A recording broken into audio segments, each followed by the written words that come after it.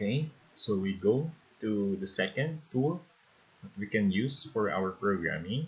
So again, this is for desktop and laptops. Nauna na yung code blocks. Let's go to DevC++.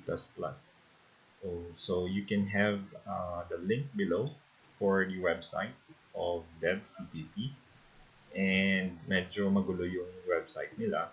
So you can just go to the SourceForge na link to download the DevC++.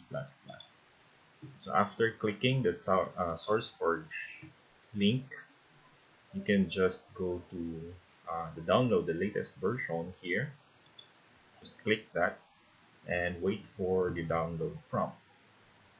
If you are using Chrome, it will pop out on the left lower side here.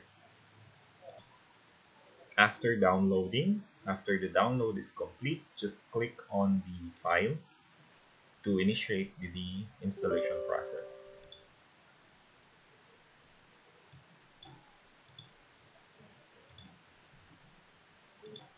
A dialog will pop out. Just click OK and agree on the user license agreement, and just leave the um, configurations on its default. Click next and click install.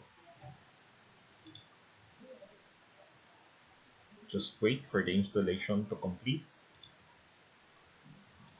So after installation of DevC++ is complete, just click finish,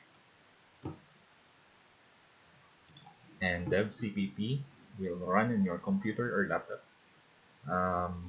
This is the workspace of DevC++. So just wait for the other video on how to have exposure on the environment of DevC++. That's it.